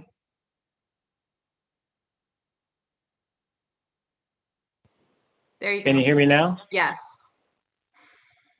I think what Gary said hit it right on the head. We can do exactly what he said. The problem we run into for the 3.5 years I've been here, almost 4 years, we had nobody to do it for us. Now that we have Taylor on board, it's a different story. But before then, we don't know if Public Works has got the manpower to handle the things, the problems we need. We don't know if the parks have got the manpower to handle that sort of stuff. All we do is talk to whoever's facilitating for us, and then it goes into whatever it does over in City Hall.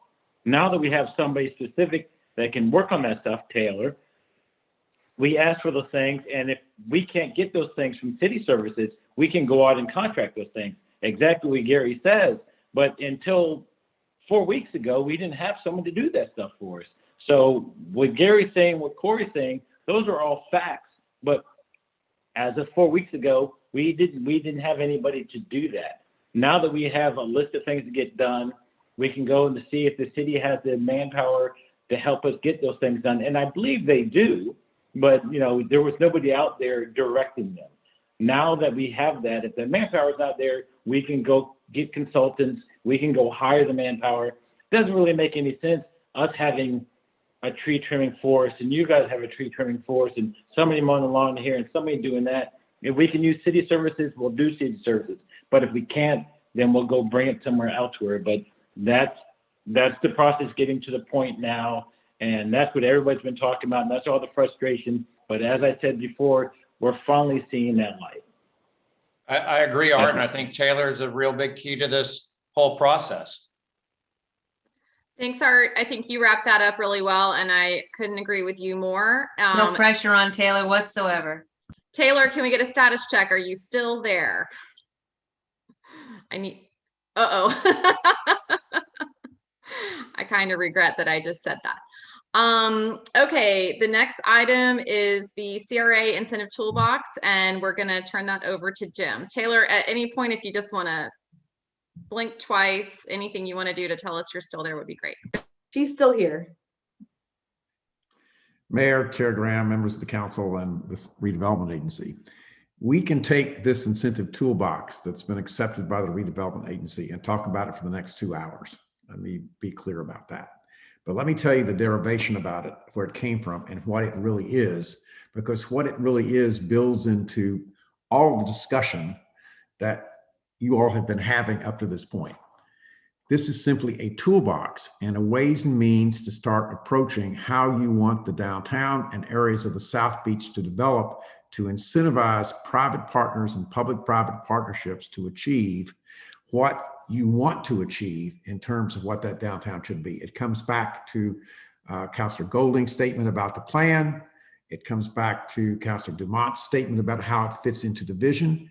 These are tactics that can be used. And we, at least the recommendation that I have is that we're going to take these, flesh them out, see how they can work, because these are just beginning ideas, and then take these tactics and start to build into a discussion about the downtown area, what Gary has talked about, what David and others have talked about on how we want to build public-private partnerships with the private sector. Because let me say, We must be dependent upon the private sector and the private market to create the downtown and South End area that we want to do. These tools are designed to be just that, tools to make it happen, to create your vision. And whether it's a public-private partnership on parking, if it's a public-private partnership on art murals where we have incentives available to make that occur, it has to be built back into that plan that you've already been talking about. And that's what we're starting to do now. We've started discussions internally with city staff. And by the way, let me say that in the last year, since we've been involved, one of the first things that we did was to establish and present an internal communications plan, and it has worked. The city manager and Heather and others, we've started meetings, monthly meetings with all parts of the key staff from Public Works, Planning, Beaches, Energy, Ashley, where we come together and we talk about all these issues and report it back. That never happened before, or it wasn't happening before. So there's been a very strong communications lead that's occurred where everyone is finally talking to each other. And it does take time, but you know, sometimes winning takes longer than losing. So we're on our way to do that. These tools, and we can go through them, but they are just tools for consideration that we've got to take and build into the plans that Ms. Golding and the members and Georgette have been talking about. And our objective is to try to get this done in the next 2 months. We want to build on it. We want to have internal discussions because there's so many details that have to be worked out that have to come back to the CRA for consideration and to the city council to make sure we are all on the same page. So I guess what I'm saying is, these are ideas, I'm going to repeat myself, that we've got to take to build into what do we want to do? What do we want to do when we work with the small property owner? What do we do when we want to work with the large property owners? But more importantly, how does that fit into the plan that's been adopted in both areas? And what do we have to do to change it? Mayor, I'll be glad to go to each of these individually, but many of them they're all designed to promote public-private partnerships. And another important point that is part of this that's been accepted, and I'm a very big believer in this, there is nothing free in this. If we provide incentives in a public-private partnership or to anything else with this, there must be responsibilities on the part of the private partner to do what they say they're going to do. I do not ever recommend that we be in the business of simply giving money away for free. There must be, and that's why we've got to think about these things and go into more detail, which we've already started discussions with Heather and Taylor and the city administration on that. There must be hard contracts where if we're going to provide money, the owner of the property or the retail tenant is going to produce. And if they don't, they have to pay it back. Those are some of the overall concepts that we've used to develop this incentive toolbox that we want to make very, very, very clear to Mayor, to you and the council that we're thinking about. We're not interested in giving anything away for free. We're interested in achieving results, but we've got to take and build it as you talked about. And our objective is to do that in the next 2 to 3 months. We've got recaptured enhanced value grant where you could give tax increment part of their property taxes back to them if it's going to achieve your objective. We've got in here grants to retail tenants if they need help in the tenant improvements to achieve what you want to achieve in there. But if they don't, they got to pay it back. There are job production requirements that are in here as well. All of these, however, I come back to my first statement. They're simply tools. They've got to build into that stronger vision. And this has got to take a lot of work to flesh out. And we're in the process of doing that. We're going to get it done in 2 months. Thanks, Jim. I'm really excited to see this draft plan starting to come together. I don't know if we need to go through it in a lot of detail at this point, because I know there's still some work to do on it. But let's go ahead and maybe just start with questions and see where we go. Georgette? Thank you. Jim, I like it. I like the tools that you're putting in the toolbox, I think is how I should phrase it for you. Little concerned about a couple of the tools, just slightly. It's not like a big red flags and fireworks kind of concern, but the land use and zoning modifications and special permitting processes, we have to be really careful about that. We don't want to make a tiered system for those who can get into play the game and those who can't get into play the game. And you know that, so we just need to be a little bit careful with that. But I do like the helping, not only, and we always say that we need to help the businesses, But I like that you also incorporated the property owners, because it's the property owners that have a large say in this. And then you have that separate piece for the businesses who are renting those units from the property owner. So I'm liking the development of your toolbox. And so I'm looking forward to see the details really specifically on those two that I mentioned, just to make sure that it still ends up being equitable for all businesses, small, large, medium, local, far away, whatnot. Thank you. Fernando? Thank you. Jim, question. I couldn't agree more with the toolbox, and like you said, there's just ideas that could be, I guess, improved. Am I correct? Now, are you asking us to look over it and see if we could tweak it a bit and then come back to you later on? Or we would love to have, because I'm reading some of it is amazing. Some I think we could tweak a bit, but overall, we would love to have your comments. that's perfect. I guess I'll assign myself some homework and see if there's anything here that could be tweaked or maybe improved. But I don't know if it's my internet connection or if everybody's okay. Mike? Just a suggestion for council with regards to the toolbox. You may want to allow some time for the everybody's right now to vet each of the different tools that are up for consideration, to find out which ones would be most applicable, which ones would have the most impact, and the terms and conditions that they would apply to them, and let that come back to the council for a review rather than getting comments at this time. As Councilor Dumont pointed out, land use and zoning modifications, the CRA may determine after looking at it that it's not a tool that they want to keep in the toolbox. We'll just keep it off to the side and shelve it and perhaps use it in several years' time or when the CRA is at a different point of redevelopment. So I would say rather than start putting all your comments and thoughts in now, let the CRA go through that process first and tell you which ones they want to start with and what the terms and conditions of those particular tools would be as they want to move forward. Thanks, Mike. And I'm so glad that we're doing this. I fully support us easing into it and picking a few that we think will be impactful, but also manageable as we go forward. So just in terms of the CRA, when you're considering that. Georgette? Thank you. I was going to start off with what Mike just said. CRA's got to hammer through it first, figure out what they want, what they don't want. Just a comment on page 7, the DIA governing board. I think you mean the CRA. Correct. Thank you for that correction. Okay, so because I'm like, I don't think we have a DIA, but maybe we do, and I've been DIA, CRA, they are interchangeable. Okay, great. Thank you. Georgette, aren't you glad you're not missing an entire other set of meetings? I may our be. DIA? I have other things on there that, I could be going to more meetings, but I'd rather spend my time with you all. Chet?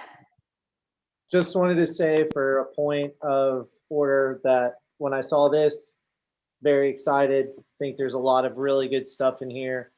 Very excited to see what y'all hammer out and bring back to us for further consideration. But when I saw this in the packet, I got very excited. So I like a lot of this stuff. I like a lot of it. All right. I think that might be the right note to end things on. Any other final comments on this agenda item? Okay. We have courtesy of the Florida visitors. Is there any, are there any messages or anything we need to read to the group from any visitors? I think we've got one attendee and we all know Mason. Jody? Okay. Yeah, nobody signed up for public comment. Okay, thank you. I guess I called on Jody and she's not there anymore. Okay, so I just want to say thank you guys all for your candor. I hope that at the end of the day, you are feeling very optimistic about where we're going, and appreciate everybody's countless hours and a lot of brain power and ideas and initiative that you're putting towards this. So appreciate you very much. And I just want to say also to Jim and Taylor that you guys really stepped in and helped us out to kind of bridge the gap in between our planning directors recruited and hired and onboarded. And so really appreciate you guys continuing to help us get some things done and put some good strategies into place. So if there's no other comments, I'm looking to see if anybody's waving their physical hand. I don't see any. One more hand went, oh, two more hands went up. Sandy? No, I just want to concur with what you're saying, Mayor. I'm excited about this. I'm glad to see all the progress that's been made, and I'm looking forward to seeing even more progress. So thank you guys for all that you're doing, and I do appreciate having these quarterly meetings too, where we can communicate with each other. So thank you all very much. Thank you, Sandy. Georgette? Ditto what Sandy said. Thank you. CRA, I know that you all are working. It's not like I want to shut you down, but we need to just make sure we're working in tandem and not against each other for that end outcome. So thank you for everything that y'all doing. Okay, great. Thank you guys. Have a great night, and we'll see you next time.